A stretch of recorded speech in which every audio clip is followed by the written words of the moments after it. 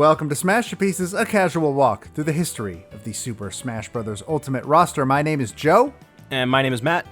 And if you're new here, what we are doing on this show is we are playing one game for every character in Super Smash Bros. Ultimate from 1984's Duck Hunt to 2017's Legend of Zelda Breath of the Wild. And today's episode is finally the conclusion of our 3-month journey through the game representing fighter number 10, Ness.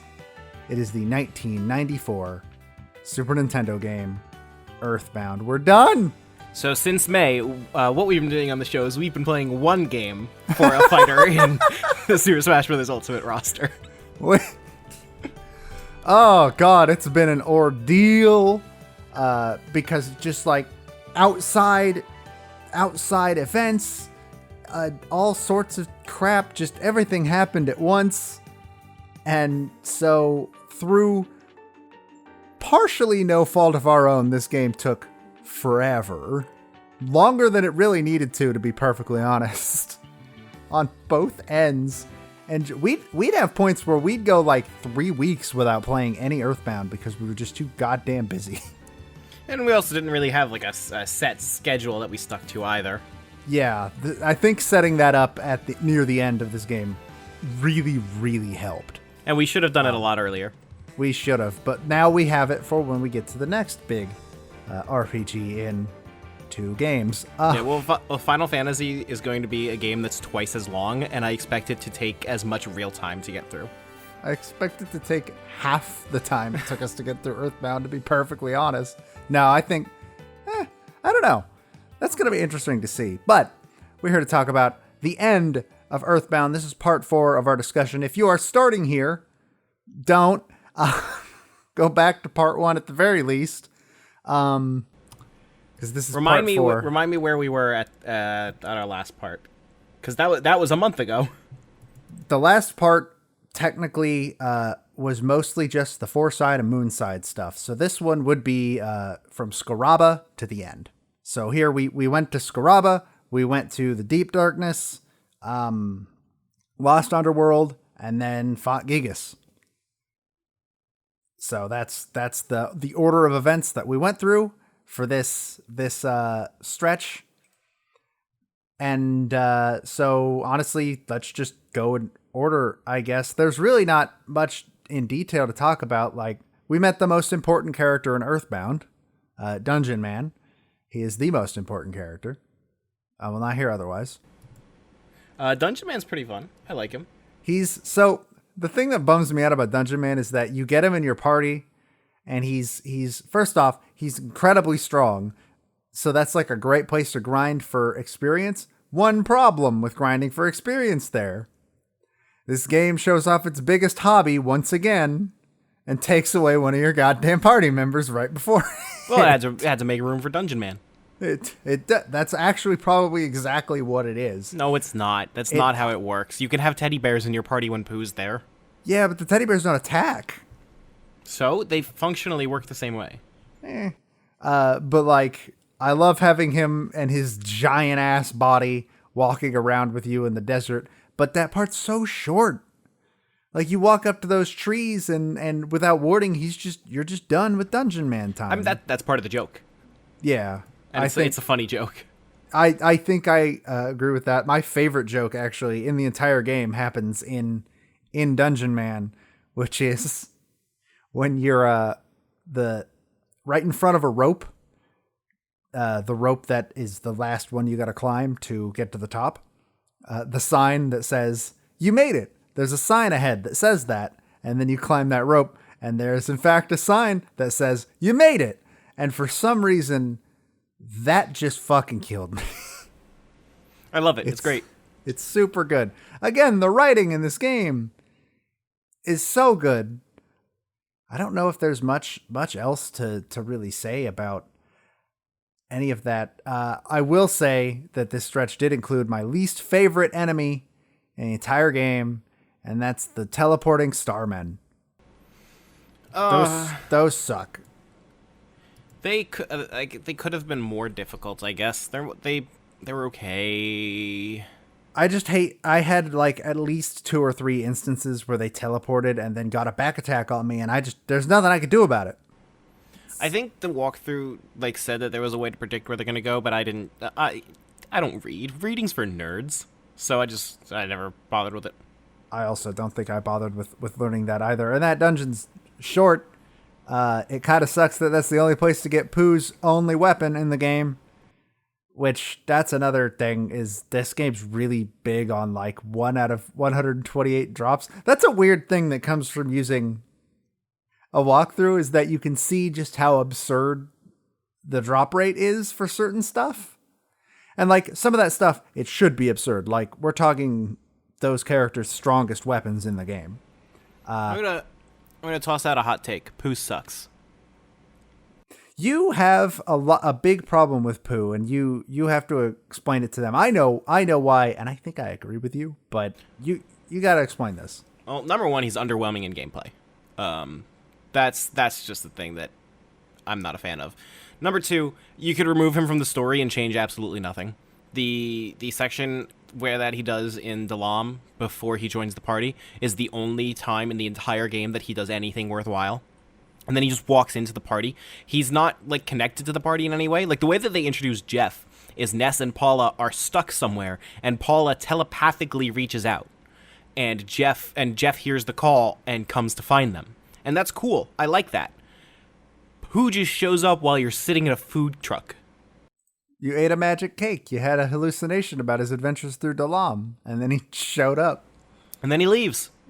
And then he pretty much immediately. Back up. To be fair. But he leaves pretty much immediately, though. He's not there for long. Yes, he, like, in the next main story area, he disappears. To be fair, though, when he comes back, in that fight against Belch, that rematch, and like, in the middle of the fight, jumps down into the party and uses PK Starstorm and destroys him, that's kind of cool. But I guess. I largely agree with you in that Pooh's just not a character.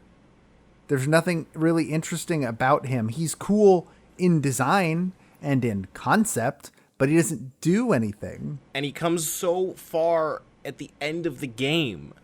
The game's almost over when he shows up. Yeah, you've got 2, like, let's be real, the 5th and 6th sanctuaries are side quests that you have to do before the end of the game. Like, functionally, they're side quests. You could go to Scaraba and get all the way to the Lost Underworld and not have done those 2, I'm pretty sure. So for the most part, he shows up to be part of 2 sanctuaries and the final boss. So the other major thing that happened in this wing of the game is Magic Ant. We got all of the sanctuaries and we went to Magic Ant. Magic Ant ain't great. It's not great. I like it at the start before enemies start showing up. See, the problem with Magic Ant is the same problem that 1-et has. Well, it's 2 problems, I think. One that 1-et really didn't have. And it's that combat with just Ness isn't all that fun or interesting. I mean, in addition to that, Magic Ant has the most egregiously bad enemies in the game. Yes, those loaded dice can get fucked. Those loaded dice were designed for an encounter where you have 4 party members. How could you do this to me? Aesthetically, I like Magic Ant a lot. You didn't see this, so in Magic Ant, for people that don't know, you can recruit the flying men. You never ended up going back for another flying man because it's not worth it. But if you die, you will spawn very close to the flying man headquarters, so you could pick up another one. They get gravestones when they die, like Buzz. They get gravestones, and there's only a certain amount. And then I realized that happens on the stage too in Smash. When a flying man dies, they get a gravestone. Oh, I never noticed that. Yeah, it's really funny, actually. Not funny, it's morbid as shit, but like that's some attention to detail that I really like. Even though the Magicant stage in Smash, I think, is supposed to be more based on, like, in terms of layout and what it's made of, I think it's more supposed to be based on the Magicant from Mother 1, but everything around it is the Magicant from Earthbound. Like the pink clouds, I'm pretty sure are specifically Mother 1, and then, like, the stage has the Sky Runner and the Flying Men, and the background, like, cracks open to show Earthbound, and it's weird. It's really bizarre. Is Magicant also in Mother 3? I don't remember. I don't think it is. I honestly don't remember. So We'll have to find out. Earthbound Mother 1 has 3 stages in Smash, and Mother 3 only has 1. Correct. Which is a shame. And the stage, I don't mind New Pork City, but I like Juanetta Magicant and Foresight a lot more. Because they're not huge and also don't have the goddamn Chimera. But yeah, Magicant is, I like it aesthetically a lot. I think it's very fun aesthetically, but then the instant you pass that one point and the music that's just that lullaby, the go to sleep, little baby, because it's calling me a baby, and that's what I choose to believe. The second you pass that point, Magicant sucks. Except for, I will say that the Krakens, it does feel really damn good to, like, walk up to a Kraken and just fuck it up in 3 hits. Oh yeah, it's fun to just mess them up. Like, it's fun, but it's also, like, a good, because they're the same enemy you fought on the way to Scaraba. Like, they're the exact same boss, I'm pretty sure. The same level and everything. And the fact that you have now hit a point where you're like, you can bash them 3 times and they die. You don't even need to use any, like, PSI. That's really satisfying. And then the Ness's Nightmare boss. I think it's cool in concept. I really like that it uses abilities that you have. It uses Rockin', but I hate that it uses Life Up. That sucks. That sucks so hard. Yeah, it just extends the fight too much and makes a real problem with... This is a problem that I had throughout the entire game, is that I never felt like there was enough PP to actually play the game. Yeah. Well, not for Ness, at least. Not for anyone, I felt. I always felt like I couldn't actually play the game because I was always going out of my way to conserve PP, or else I'd be screwed when I hit a boss. And in the case of this boss, he really probably will not be dead by the time that you run out of PP. And the most reliable way to beat him is to wait until he runs out of PP, because he's using all your attacks that use up an insane amount of it. Yeah, like he's using Rockin' Omega, which I had Rockin' Omega by the time I hit him, but that's because I used a leveling trick. You did not yet. I think you got it very shortly after you fought him. And that uses 98 PP, and that dude, he has like almost 900. But he's like the only boss, I think, that could run out of PP.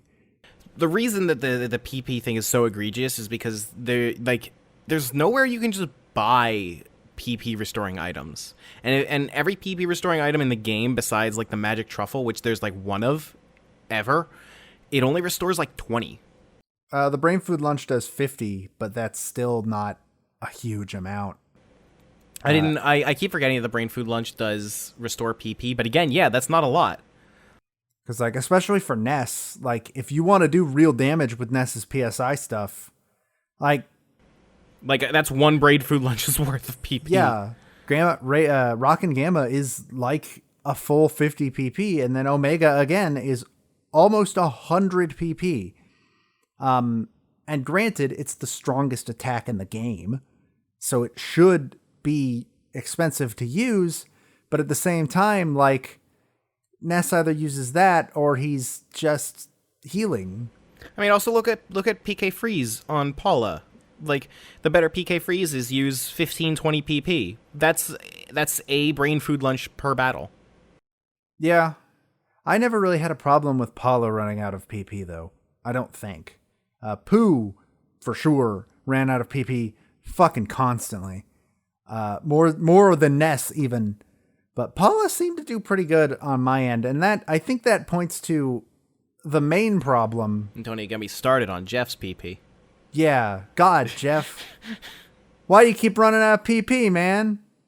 It's like you start with none. I think this actually boils down less to the game is designed to not give you enough PP, and it's more the fault of like level ups are random. All of them. They're random values. I believe they are set to be like, when you get this level, it's going to be between this number and this number, but level ups it's like Fire Emblem. Level ups are random. I don't know if that's like the core of the problem. Well, like, the thing is that I didn't have any problem with Paula ever running out of PP, but you did, and my Paula honestly wasn't that much more leveled than yours was.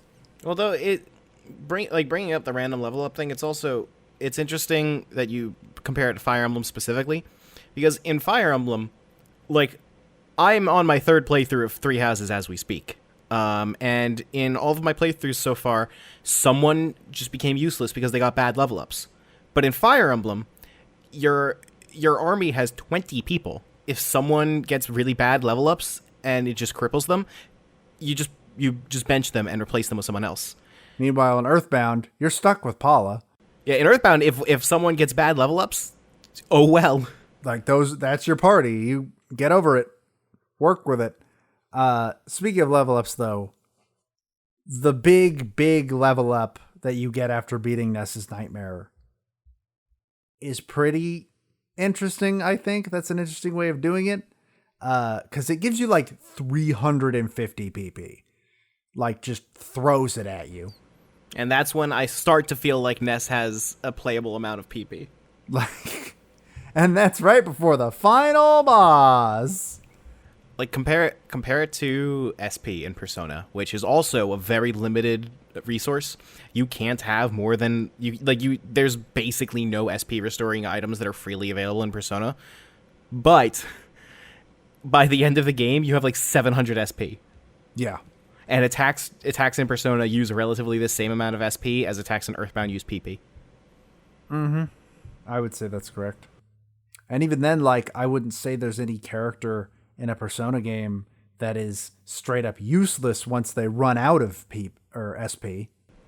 Yeah. Meanwhile, like, Paula's not like super weak, but if she runs out of PP, she's not doing meaningful damage unless she crits. And I've had some people say to me that like the way that like the rolling health works makes boss fights very interesting. Because you need to be aware of that. And I got to the point where I was planning for, okay, he's probably about to hit me with something that's going to kill Paula, and Ness has lower speed than Paula, so I'm going to have Ness heal Paula, so that by the time she's taking her rolling HP damage, like Ness can heal her and save her. And you're right, those boss fights are really good. Boss fights in this game got really fun. Random enemy fights never did. See, the only time that I really noticed the rolling health really making something interesting for me was actually during the Ness's Nightmare boss fight. And this is not a knock on the game. This is me saying I'm an idiot and could not plan very well ahead. That's the only spot where it was like, oh, it's rolling down. The rolling health thing is great. I think it's a fantastic, unique mechanic. The only other game I can think that uses it is Mother 3.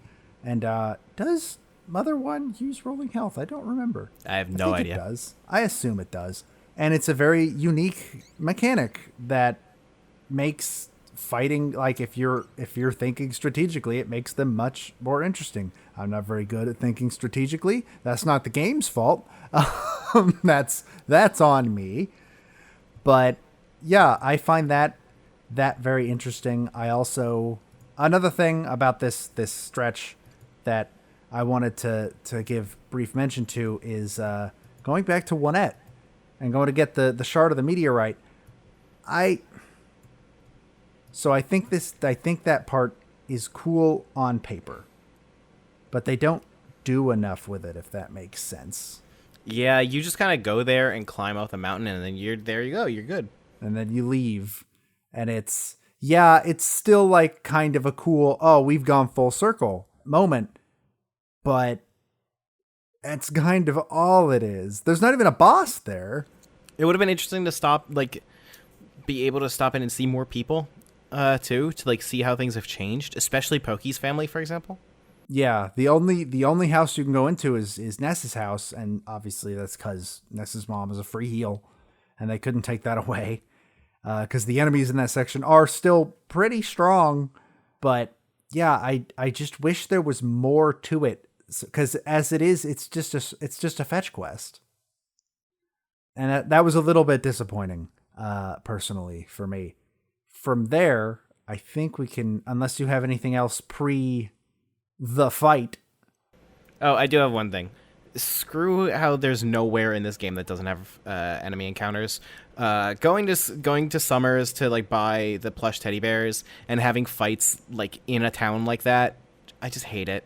Yeah, it kind of sucks. I hate not having a safe zone anywhere. They're rare enough that it's not a huge problem, but the fact that they're there at all is kind of a nuisance, especially when triggered this complaint for you. You went to Summers to go buy some teddy bears, and you're like 30 levels over this fucking street sign that has the audacity to attack you.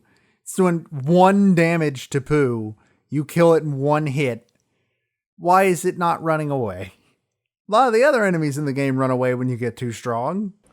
The only zone in the entire game that's like a total safe zone, I believe, is Saturn Valley.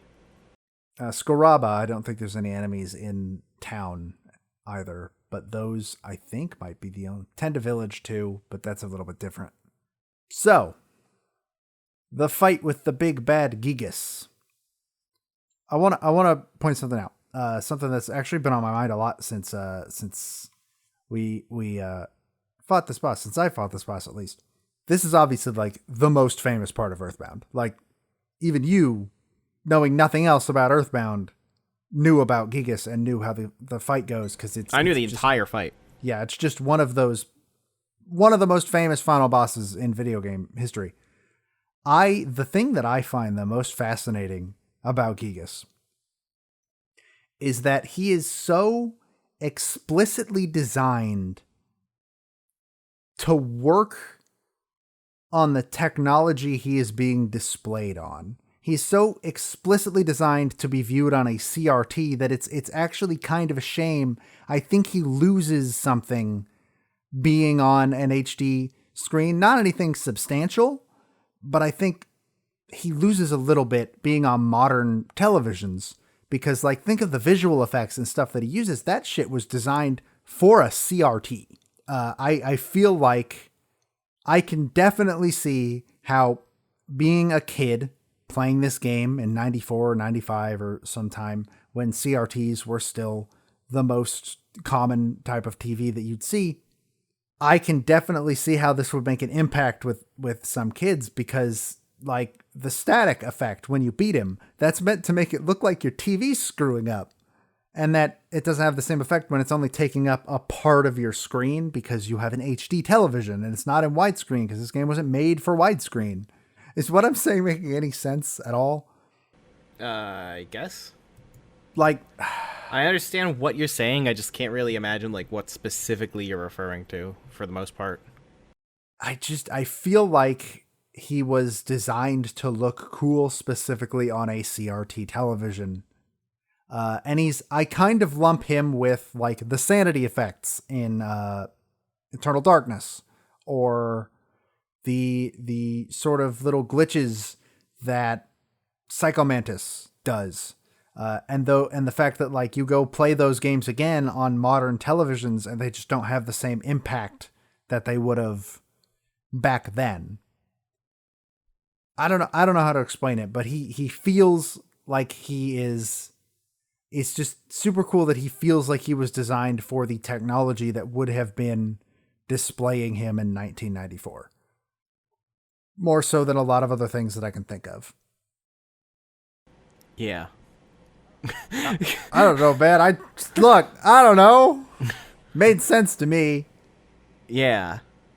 Like when you beat him, he starts, or as you beat him, he starts looking more and more fucked up, and he's like scrolling across the screen. And when you actually do beat him, he does, like, your TV is taken up by a bunch of static. Like your TV has lost connection to the AV cables or something like that, or it's changed channels or something like that. And then it turns off. I just find it kind of cool. And I think he loses a little bit by being on modern televisions, and that's just a fact of technological advancement in this medium. It's a shame, but there's no way around it. Yeah, that's true of anything. I expect you don't really care for me to go on a diatribe about like film history. But there was an interesting problem of like bringing movies to home video for a while. Because movies have always been in widescreen, but TVs weren't in widescreen for like, well, they haven't always been in widescreen, but you know what I mean. And they were widescreen way before televisions were, and there was like the whole pan and scan thing, where people wanted the movie to take up their entire television screen, so they would zoom the picture in so that it was a 4:3 image, and they would like move the quote-unquote camera around the image so that there was always the important stuff in frame. Well, you see the opposite problem now with like putting stuff, older shows on Blu-ray, where it's like, this show was not made to be in widescreen. Look, there's the edge of the soundstage. Yeah. I don't know. I just find that very fascinating about Giygas, though. Otherwise, I don't really like that he has a possible instant kill move, but to be fair, a majority of my problems with that came from the fact that I personally was not outfitted correctly for that fight. I don't like that he has it, but it's not really that big of an issue if you go in with the correct equipment. You told me about it in advance, and I didn't even notice it. You never had anybody get instant killed. I had a point where Giygas stun locked me by he killed Pooh and he killed Jeff instantly. And like when you die from an instant kill in PK Flash, rolling health don't mean shit. It goes straight to 0. You don't get a chance to save them. They're just dead. And then he killed Paula, and Ness had the C pendant. So Ness was the only one that never got instant killed. That was my mistake. And Ness would res Paula. Paula would die the next turn. Ness would res Pooh. Pooh would die the next turn. And I had to start the boss over because I just got stun locked in this endless cycle of Paula death.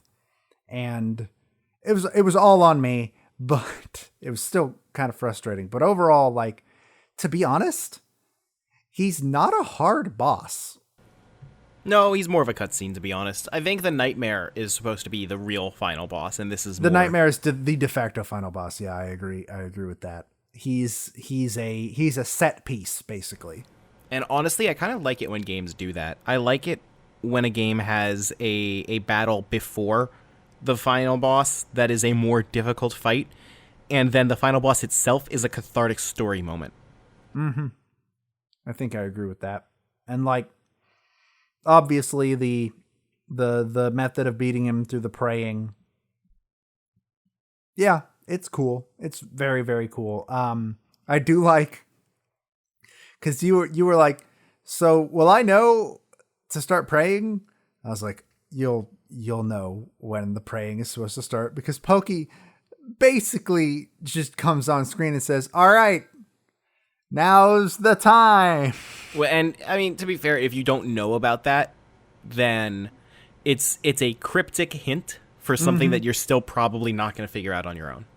But like the fact that there's a hint at all is leagues ahead of what any other game probably would have done in 1994. It's more than games nowadays do. Metroid Other M.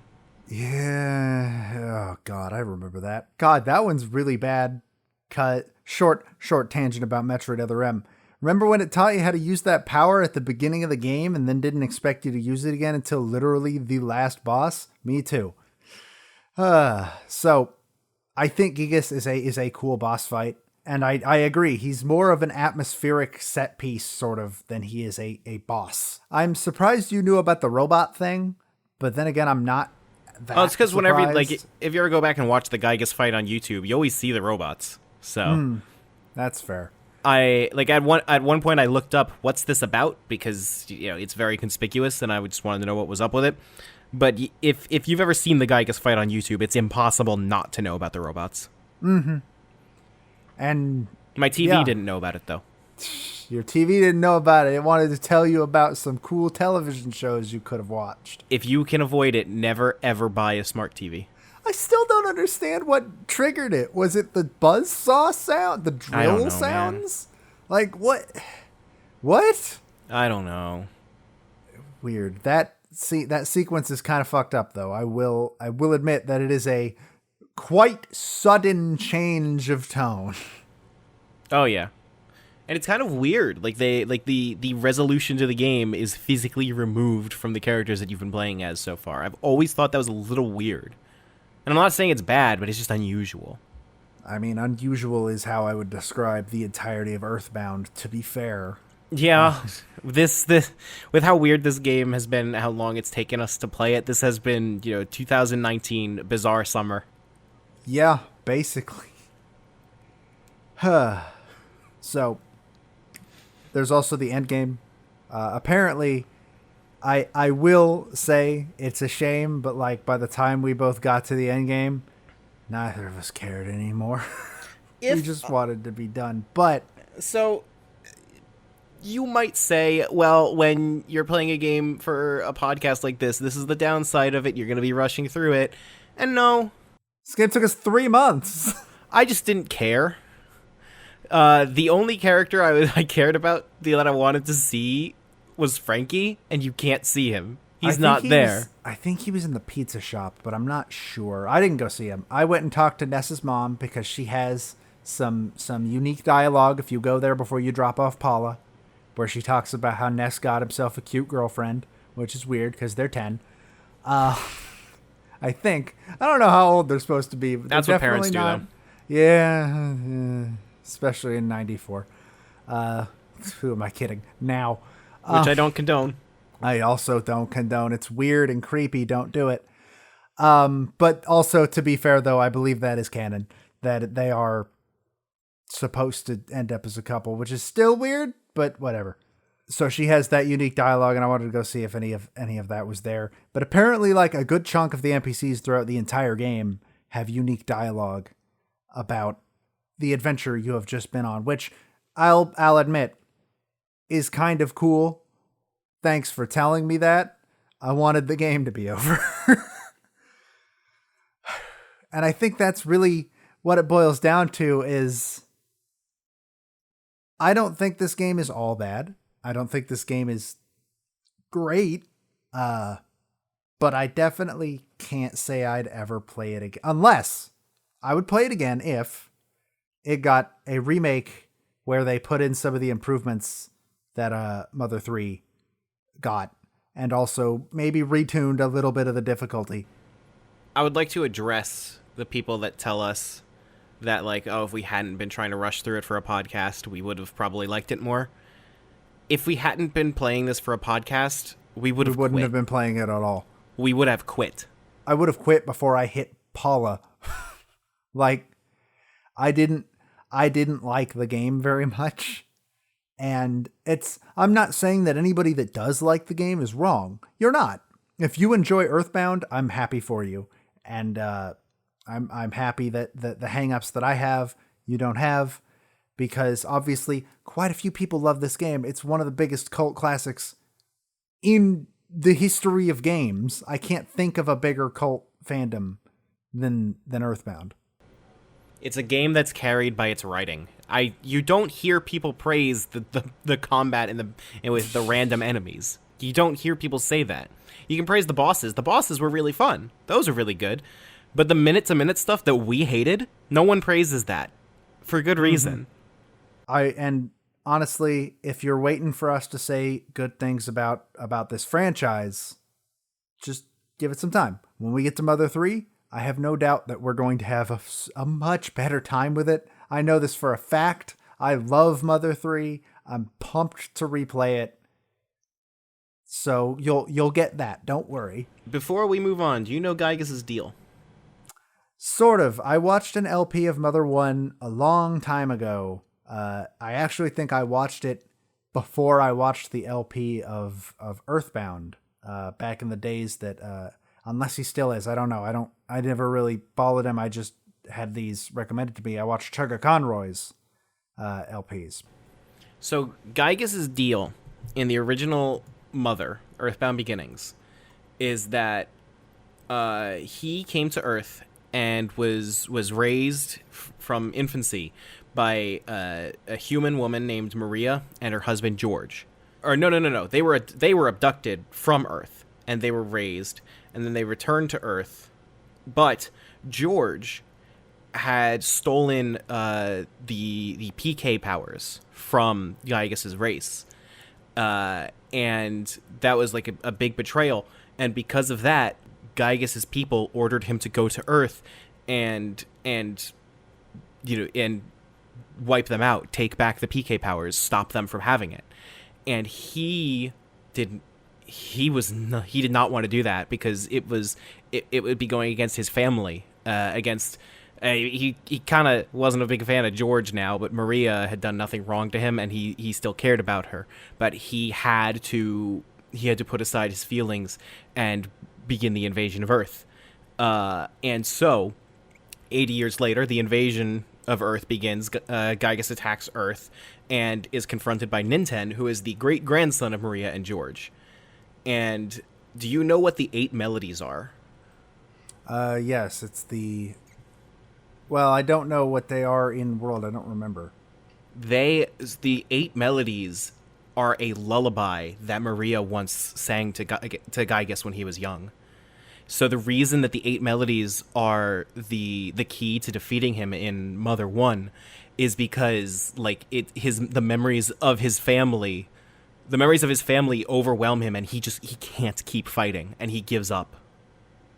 And that's the prayer equivalent of the final boss in Mother 1 is you sing to him. You have Polly sing to him, I believe.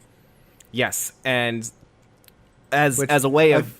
Just in case people don't know, Mother 1 is just Earthbound, but worse. It's on an NES. It's more Earthbound, but less. But Giygas is a much more incredible character than the non-localization of Earthbound Beginnings did to him. Because when he comes back in Earthbound and has been trapped in this machine by Pokey that's torturing him and turning him into this warped thing at the end, it's much more meaningful when you remember him from the first game. But to the Western audience that only ever played Earthbound, he's just kind of a big scary thing, which is unfortunate. Yeah, there's really no backstory for Giygas told in Earthbound at all. Just that he's here and he's evil and he destroyed the world in the future. You got to stop him. I'm going to take this opportunity to transition into music by saying that Earthbound's 8 melodies are worse than Mother 1's. A lot worse. I disagree. Well, so here's the thing. Mother 1's 8 melodies are 8 melodies. When you break Earthbound's 8 melodies up into individual melodies, it's a disaster. You get that one from Fire Spring that's just... I hate it. I hate it. I thought it was funny. I thought your reaction to that one was hilarious. I don't know. I like the tune better in Earthbound, but I definitely see what you mean. But yeah, speaking of music, let's talk about the music in Earthbound. A lot of shit's going to get left off because I think when we do Final Fantasy and other long games from here on, we're just going to talk about the music as we go instead of saving it for the end, because it turns out saving the whole soundtrack discussion for the end of a game that has a soundtrack of 125 tracks, that's too many tracks. Okay, so I have something really stupid to say before we start genuinely talking about the soundtrack. So the track that plays when you're entering names at the beginning of the game, Your Name Please.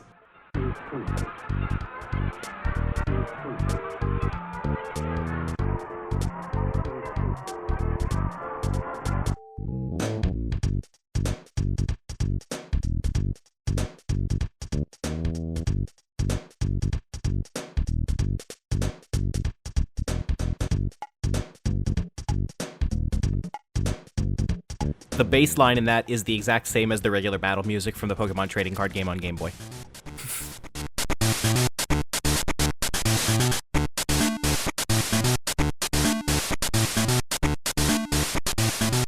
Which came first?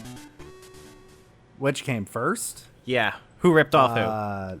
Let's find out. This Earthbound would come first because Pokemon wasn't a thing when Earthbound came out. Oh, those hacks that works on the trading card game. Yeah, Pokemon didn't exist when Earthbound came out. We still haven't hit a game that came out in a post-Pokemon world.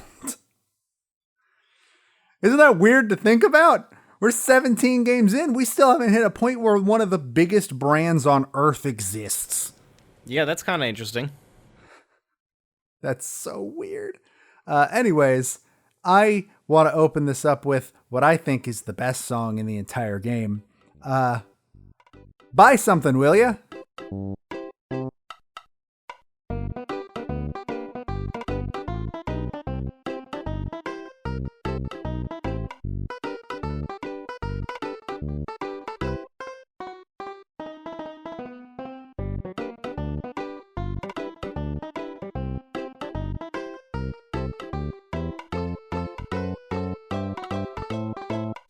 Song is so catchy.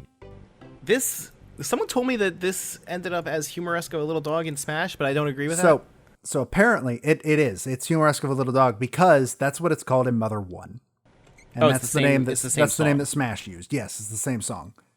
At least as far as I can tell, in Mother 1 it is called Humoresque of a Little Dog, and Earthbound it is called Buy Something, Will Ya?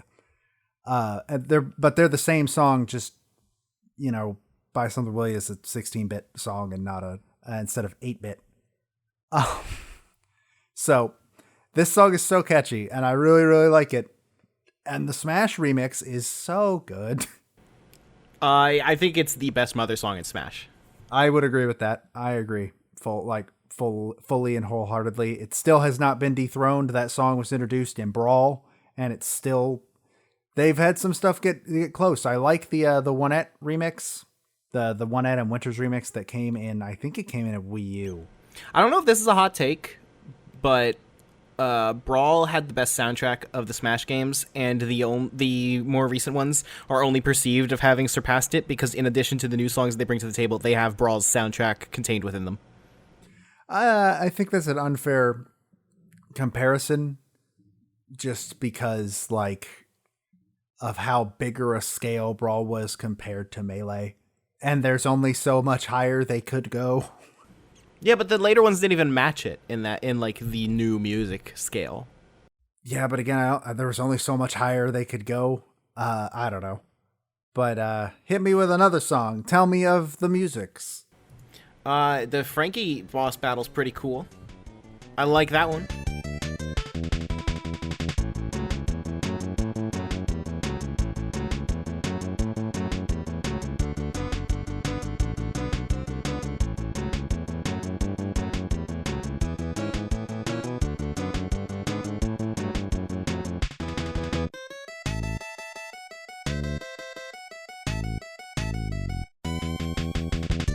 That might be among one of my favorite songs in the game. There was rumor for a very, very long time that this was the song that was stopping Earthbound from getting a Virtual Console release because of copyright problems, because it sounds very close to the song Johnny Be Good. I believe Nintendo has come out and said that was not the case. No, it didn't come to Virtual Console because it wasn't going to sell. Yeah, that's basically what it boiled down to until Nintendo finally was like, all right, there's a big enough fan base that it will sell enough to justify at least throwing it on. It's the reason why Mother 3 will never get an official release on Virtual Console or anything, is because they didn't have to relocalize Earthbound. They didn't even have to relocalize Mother 1. Yeah, Mother 1 had a finished localization. That's how it got released.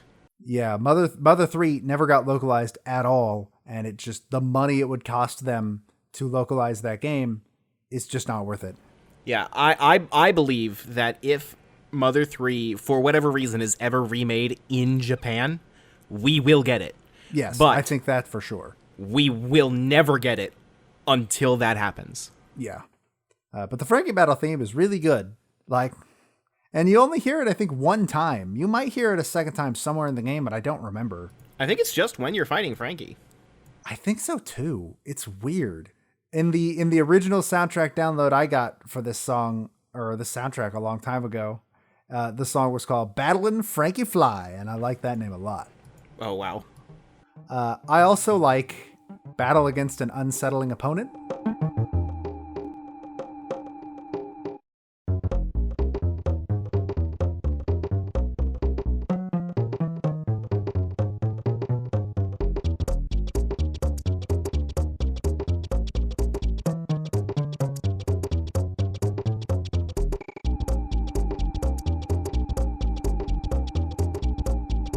That is the best regular battle theme. I agree, because it's just somebody going fucking ham on a standing base, and it's great. A good thing about this game that I really, really appreciate, like I have to give this game major props for this, is how many battle themes there are. Because like think of just about any other JRPG at this time, you're hearing the same battle theme for every fight over and over again for several hours. But this one, there's like 5 different battle themes you could get depending on what kind of enemy you're encountering. Speaking of someone going ham on an upright bass, do you want to see someone going ham on an upright bass in a cover of this song? I was actually going to mention, like, I wonder if somebody's done a cover, which this is the internet, of course they have.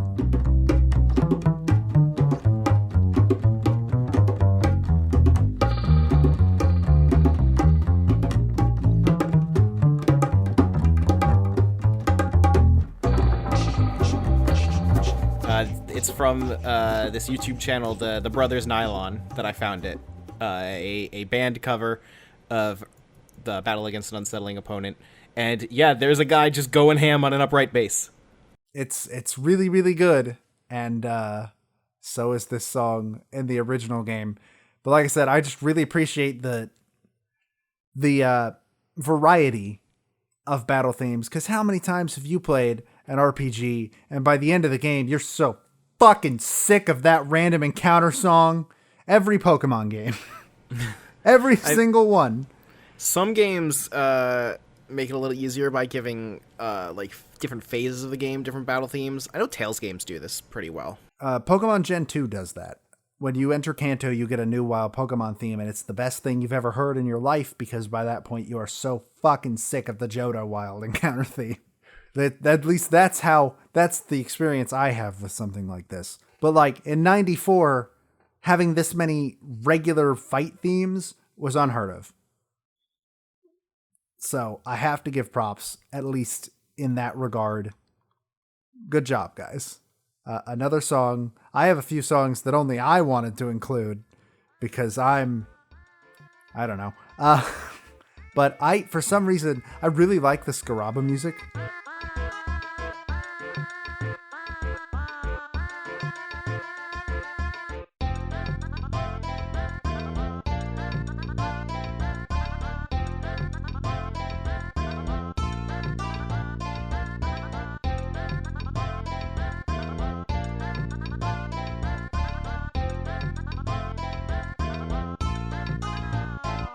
It's just something about like, especially the part that obviously this is the clip I'm going to use. So it's redundant for me to like point it out, but this is a that part really gets me. I don't know why. And it's also just like, it's really nice. There's one other song that is already on our list that I kind of really like for the same reason. But it's really cool when you play a game and then suddenly there's this track that is using instruments that you don't hear anywhere else in the game. Yeah, that is something that's pretty nice about it. Yeah, and I'm a big fan of that idea, even though you don't really stick around in Scaraba very long, or at least not long enough to really appreciate this song, because everything you need in Scaraba is outside of Scaraba. I was in Scaraba for like 4 minutes. Yeah, maybe. You don't spend very long there at all. Another song that has the same reason for me liking it is The Floating Kingdom of Dalam.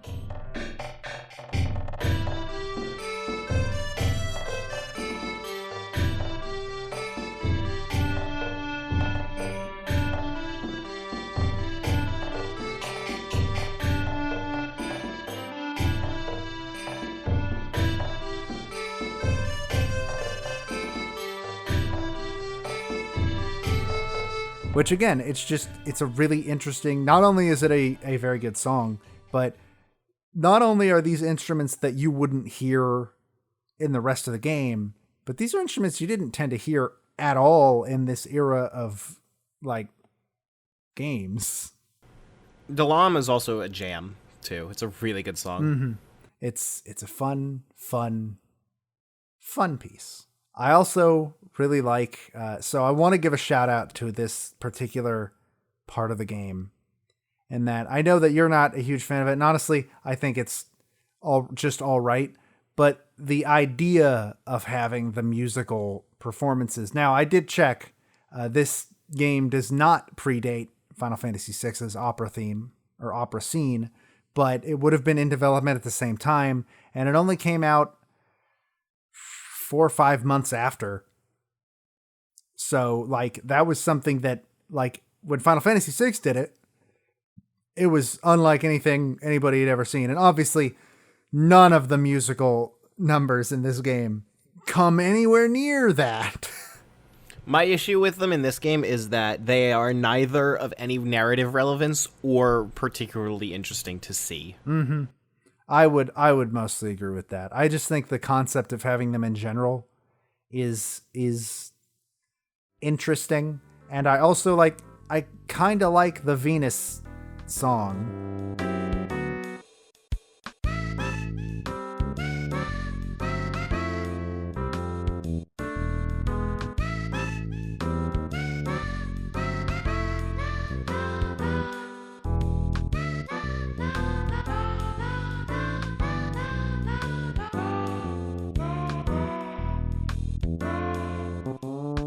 Granted, in game, it's too long. It's like a full 2 minutes long. And it just keeps going forever. I think it's a good song, but not good enough that I want to stop playing the game for 2 minutes to watch it happen. But I do enjoy the song a lot. And the last song I have that's not on the combined list is Super Dry Dance.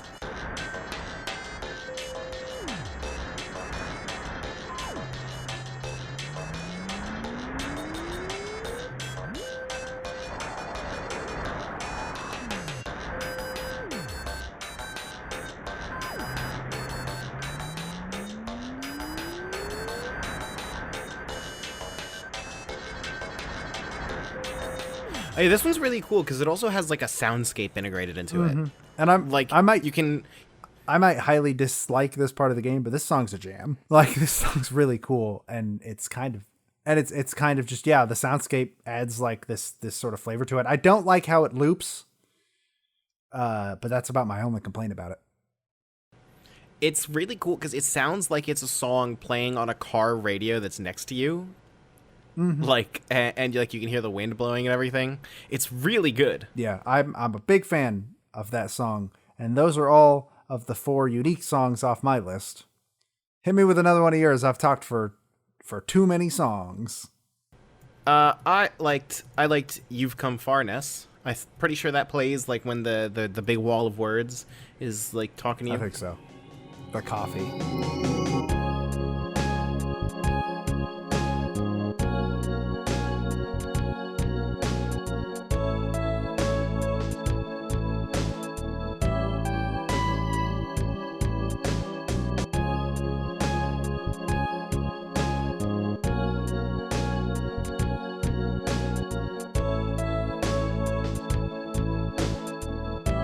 Yeah, it's got a really like emotional tone to the song that I think really works, even though I was kind of bewildered by that moment and didn't really feel that it was... It just goes on for too long. I also felt it was too weird to have the weight that it needed, but the soundtrack really helps there. I agree with it being too weird to have all that much weight, but like it's also just, it's unskippable and goes forever. It moves so slowly. The text scrolls so slow. I also very much like Pokey Means Business.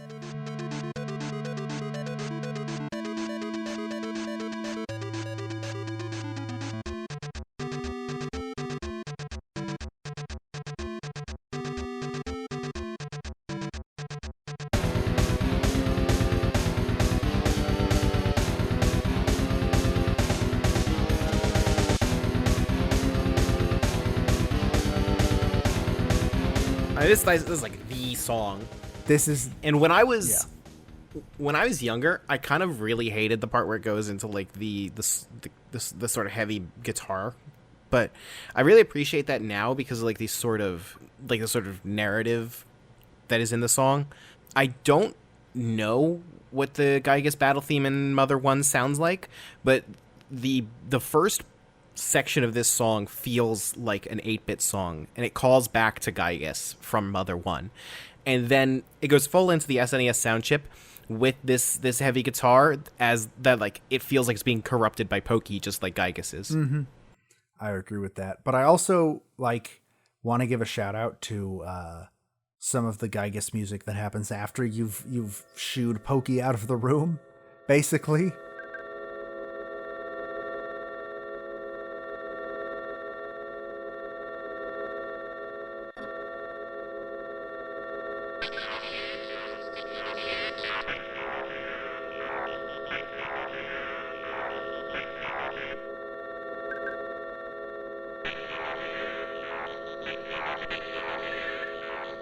It would not surprise me if I found out that Akira Yamaoka took some inspiration from these. Like, they're not so much songs as they are really, really atmospheric distortion soundscapes.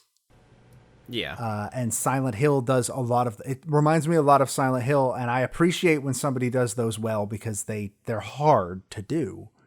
And so I really, really like those a lot. You take the last one. It's the song. It's the song. Yeah, it's 8 melodies. Let's... It's Smiles and Tears.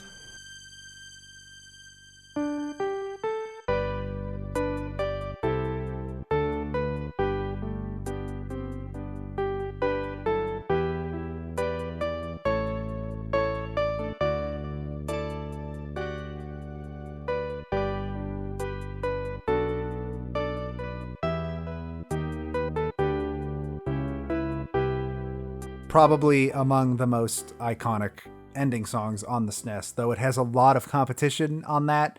It's got like To Faraway Times. It's got the Super Mario World credits theme. It's got a lot of competition, but I think this is definitely up there, personally.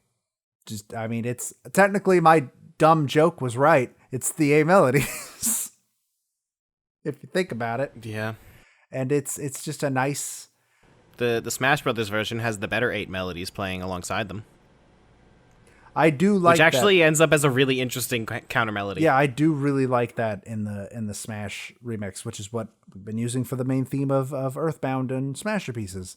My favorite part of this song is at the very end when an actual human voice says, "I miss you," which is jarring in a Super Nintendo game. I guess is that Shigesato Itoi? It probably is. It's either that or it's... Did Hip Tanaka do this one or was it the other guy? I wonder. I choose to believe that yes, it's Shigesato Itoi. But that just sort of comes out of nowhere. It's not something you expect out of a song on the Super Nintendo. It's technically our first instance of vocals in a video game song, but I'm not really going to count it. Because it's just one dude saying a thing. But it's still very interesting. It also sounds weirdly clear for being a digitized voice on a Super Nintendo. Like, am I wrong about that? I'm not. I think you underestimate a lot of like the sampled sounds that could be done at the time. Maybe. But still, it's a very unique thing. And that is... Unless you've got any last minute additions, that's the soundtrack of Earthbound. There's still a bunch of stuff that I wish I could give a shout out to, like the bus theme is really good. It's I really like the One-At song. It's good. It's a good soundtrack. That's one thing I will never hold against this game is that its soundtrack is very unique and overall enjoyable to listen to. Got some songs in it. Sure does. About 3 of them. And then at least 10.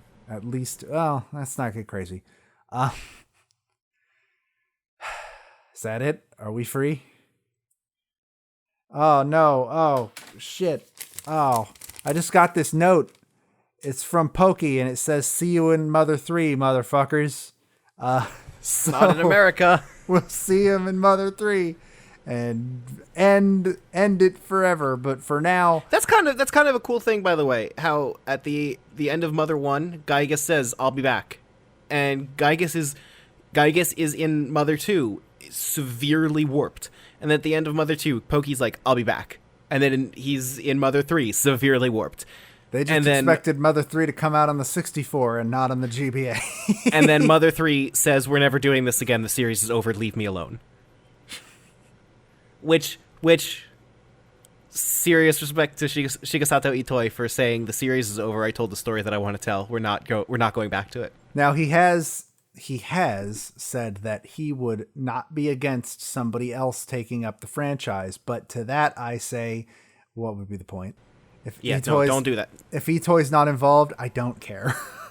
I think that not enough people in this world get the chance to say, I told the story I wanted to tell, and it's over. Yeah. So, mad props to that. We'll probably mention that again when we get to Mother 3 in, I don't know, like a decade.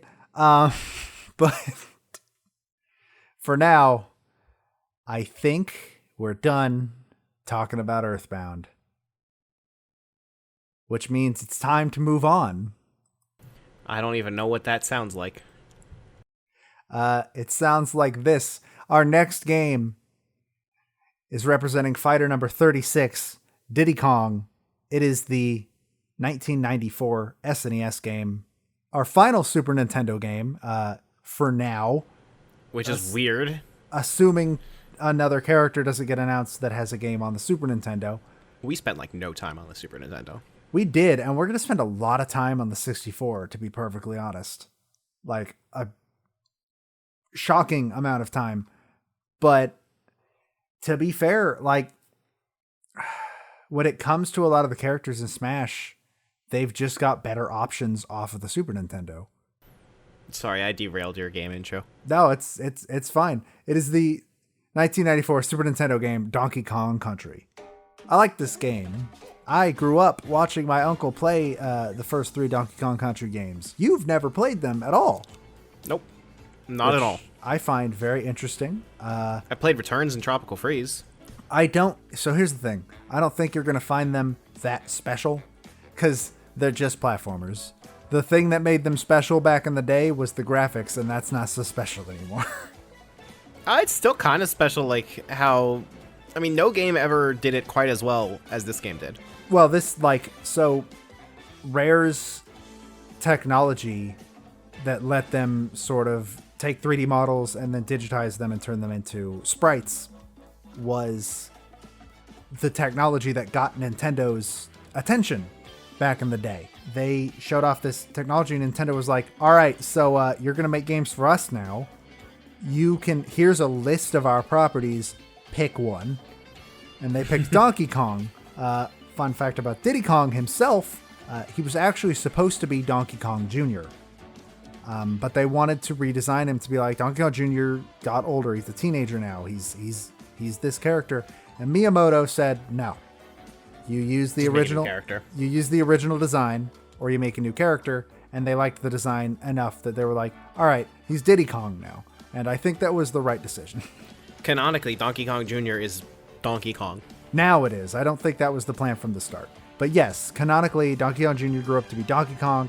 The original Donkey Kong got old and became a dick, or became more of a verbal dick, and became Cranky Kong, who also made his first appearance in this game, which this is such an interesting game because this is what made Donkey Kong what we know today.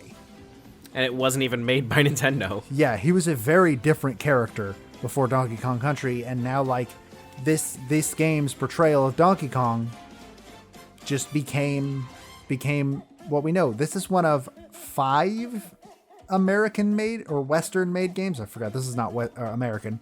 Rare was a British studio. This is one of 5 Western-made games on our entire list, I'm pretty sure. Yeah, it's kind of weird. Like, they were given the full range of Nintendo's library, and they were like, oh yeah, let's take a look at that bad guy from the old arcade game. The one that's just a rip-off of King Kong. It's kind of bizarre, but like they made video game history at that point. And I applaud them. I wish we were playing more of the trilogy. Our plan was, if Dixie Kong somehow got announced, I believe we were going to move Diddy to... we were going to keep Diddy on Donkey Kong Country and then put Dixie on DK Country 2. But obviously that did not happen, and probably isn't going to happen. I'm really hoping that they release more Echo Fighters. I would also enjoy that, because I think there's a lot of potential there that they could tap. And I think Dixie Kong is one of the things they could tap into the potential of. But yeah, this is just a platformer. There's not a huge amount special about it gameplay wise. Obviously, this isn't going to take us 3 months to play. I hope we might get this done in one session. It's very possible. I'm not going to make that my plan. I mean, it's like 3 hours long, right? I'm told this game's a lot longer than I remember it being, but How Long to Beat only puts it at 4 hours, and for like most platformers, I tend to beat it under the time that How Long to Beat tells me it's supposed to be. Or tells me that on average it tends to be. And also, like, you're good at platformers. I'm pretty alright at platformers. Though the game does get hard. I'm told that I don't remember just how hard this game gets near the end. Though, granted, I think DK Country 2 gets way harder. To be fair, like, DK Country 2 makes Donkey Kong Country look like a fucking game for babies.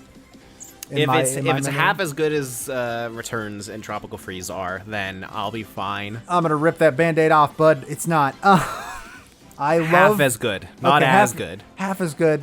Yeah, no, I think that might be. That's a reasonable expectation to keep. It's gonna be the second best Super Nintendo platformer we played, because we played Mario World. And that's hard to beat. That's also the only other... Oh my god, that's also the only other Super Nintendo platformer we played. We didn't play a lot of them. Yeah, that's... Oh man, you're not... I think the main thing is... Here's the main reason why we didn't play a lot of SNES games. Because most of the characters from that time also came out on the Genesis, or the PC Engine, or the Game Boy. There were just more systems that they could have come out on at that time. And it's hard to remember that now when we have 3, and those are the 3 that people release stuff on, and only one of them is Nintendo. And only one of them has chances to be in Smash. Just kidding, Joker's in Smash. But no, I'm very much looking forward to playing Donkey Kong Country, not just because it's a game that's not Earthbound, but because I have very good childhood memories of this game, even though I've never beaten it. Last time I played Donkey Kong Country was on the Game Boy Advance in middle school, so it's been a bit. So we'll have to see if my memories hold up. It's gonna be fine. And we'll have to see if your memories hold up too. I mean, you are always speaking so highly of Donkey Kong Country. 100%. One. Yeah, favorite game. You're just always... We can't get you to fucking shut up about Donkey Kong Country. It gets annoying sometimes, actually. But with that, I think we've said enough. I think we're ready. This game also introduced King K. Rool. How did we forget that? This is the introduction to King K. Rool, who took until now to get into Super Smash Brothers. Because he's lame. I love him. He's great. I miss him. I want him to be in one of the retro games, whether it's as a playable character or as the villain. I'll take either one, to be honest. He's cool. I like him. You don't need to be so mean. With that, you can find us on Twitter at Smashterpieces. You can find us on Facebook at Smashterpieces. Sometimes we post on Facebook. Not often. Twitter's where you want to go. You can find me on Twitter at TheDebaga. You can find Matt on Twitter at Grimace Doominus. That's me. You'll be on the NWR channel. I will be on my personal channel once again. And honestly, if this episode isn't out like within a week and a half, what are we even doing? I should probably mention where those channels are. Matt will be streaming at twitch.tv/Nintendo World Report. I will be streaming at twitch.tv/Detective Dobaga. Find us there. It'll be fun. We'll have a good time. With that, my name is Joe. And I'm Matt. And we will see you next time when we talk about Donkey Kong Country.